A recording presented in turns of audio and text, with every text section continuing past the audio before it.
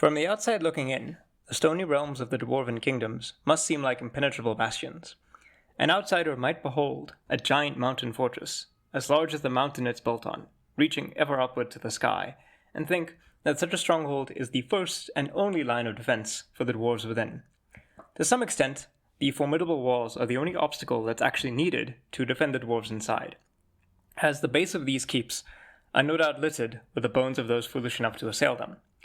But in reality, the fortress is merely the second line of defense for the dwarves. Scattered about the mountain realm are bands of dedicated and dour warriors, called rangers by their kin, whose job it is to be the eyes and ears of the kingdoms. They watch the realm from afar, bringing news, disrupting enemy armies, and imperiling the efforts of the foes of dwarf kind to assail their strongholds. After all, a siege that never starts is a siege that never hurts.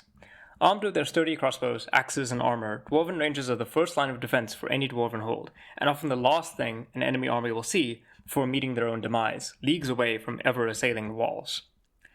In this video, I want to provide an overview of the history of the dwarven rangers in Warhammer Fantasy. I'll provide an overview of how this unit evolved from its early days in Warhammer Fantasy to its current iteration in Warhammer the Old World. So, the first thing to note, I think, is that while we think of the dwarven army as being fundamentally static and unchanging, much like the dwarves themselves, but the rangers do not appear in dwarven army lists until the 6th edition of Warhammer Fantasy. Mind, the dwarves have been in this game since basically the beginning, but the idea of the dwarven rangers is, ironically, an extremely new idea, especially for the dwarves. That's not to say that the dwarven rangers emerged out of nowhere. In the 2nd edition, Ravening Hordes army book, you can see two types of dwarven units, the armored crossbows and light crossbows. Both of these units are, of course, armed with crossbows, but the armored crossbows can take two-handed weapons. Also of note are the artillery guards unit. These are special dwarves with chainmail armor, hand weapons, and can be armed with crossbows for 2 points extra. Not exactly rangers, yet, but I think there are some seeds here that could sprout. By the time of Warhammer Fantasy Battle 3rd edition, again, there's no ranger unit to be found. However, by this time, the idea of light and armored crossbowmen is consolidated into just a single crossbowman unit. Crossbows with their light armor and hand weapons and options for heavy armor and two-handed weapons certainly start to indicate that maybe there is something here towards rangers. The exception, of course, is that these guys have no movement tricks.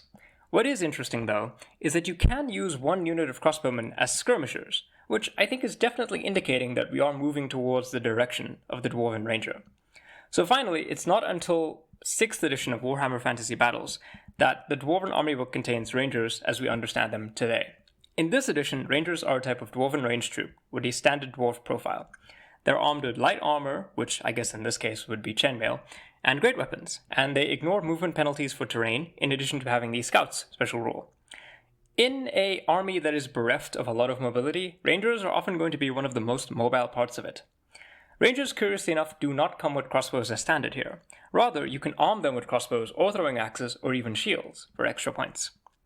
I think that this is basically solidifying what a Dwarven Ranger is. A solid dwarf warrior with enhanced mobility, capable at both range damage with their crossbows or melee fighting with their great weapons. Maybe a little bit of extra versatility with throwing axes, but that's up to you. You have a lot of flexibility to arm these dwarf warriors with different weapons because that mirrors the Ranger philosophy of warfare. They often do secret hidden supply caches on the mountains and various trails that allows them to bring whatever they need to when they need to. Something to note, of course, is that in 6th edition, Rangers were part of the core units, whereas by 8th edition, I think they were moved to rare, which is, in my opinion, a bad idea. By 8th edition, the Rangers were given throwing axes and heavy armor as standard, with rules like Relentless and Resolute replacing some of their more movement-orientated tricks. This situation, in my opinion, is a change for the worst. Finally, with the release of Warhammer the Old World, Dwarven Rangers have circled back to more or less where we imagined them to be at more or less the start of this conversation. They again have crossbows, heavy armor, and hand weapons, with options for shields and great weapons. The unit champion, which is called a Deadeye, can take pistols, which I think is a fun change. Importantly, though, they have Scout, Skirmisher, Move Through Cover, and Open Order, which makes them way better suited to their lore as Rangers. They're also back to being Core, which of course I think just makes a lot more sense for them. Dwarven holds are entirely dependent on Rangers for defense and communication. They're not an uncommon part of any Dwarven army, certainly by any means. The idea that the Dwarven Rangers would be rare, I think probably comes from the fact that you might not see them very often, or potentially that a dwarven army on the move has already bypassed the stage by which rangers would be relevant. But certainly I don't think that's a valid excuse. Rangers are a part of the dwarven way of warfare, and certainly you would probably find a lot of them gathered into formations to help and assist dwarven armies. Maybe they just show up with information and take part in the battle, or maybe they're already waiting to ambush the enemy as part of another larger battle plan. But for me, the thing that I think most stands out here is that the Dwarven Ranger unit, as a unit in Warhammer Fantasy, is kind of exceptional. There are relatively few heavy ranged infantry in the game. Ogre Leadbelters do come to mind, but those are ogres. All of their infantry is heavy infantry. For the most part, Mussel troops are generally quite squishy in combat. A unit of Empire crossbowmen or archers will fold like a wet paper towel if you're charging them with anything stronger than Noblars, and even then they might still lose the combat. Dwarven Rangers, on the other hand, can be expected to do quite significant damage at range with their crossbows, and they can equally stand up in melee with their great weapons and heavy armor. Are they the best infantry in a Dwarven army? No, but basically no one else has ranged soldiers who can be equally trusted to march into an enemy battle line and break it, and also not be torn instantly to shreds. So, that's the Dwarf Ranger. Not maybe the first thing that anybody thinks of when they think of the dwarves, but certainly a fascinating unit with a lot of interesting lore potential. I think that with regards to the Dwarven Ranger, parties of rangers could be sent anywhere, from the jungles of Lustria to the Chaos Wastes, and I think it would be appropriate for them to be there. Crossbow in hand, dour as always. One thing that I haven't touched upon is, of course, the idea that to some extent, dwarves are cultural outsiders to their own kind. Most dwarves, at least the ones that don't live in the Empire, are much more accustomed to their mountain halls and underground cities. By contrast, dwarven rangers spend the majority of their time above ground, sleeping in hidden camps at night, and breathing in a lot of fresh air.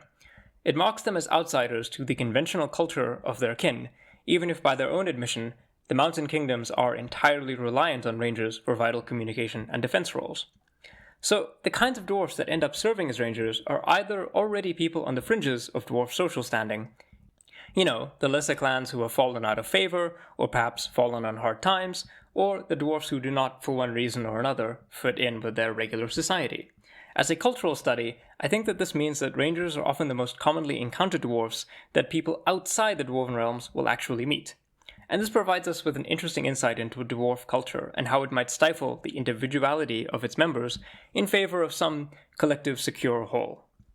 So, thanks everybody for watching this video. I haven't made one of these in a while. You can expect some more dwarf content from me in the future, hopefully in the near future, and with all of the foreshadowing that entails. Remember to like and subscribe to the channel. Until next time, take care.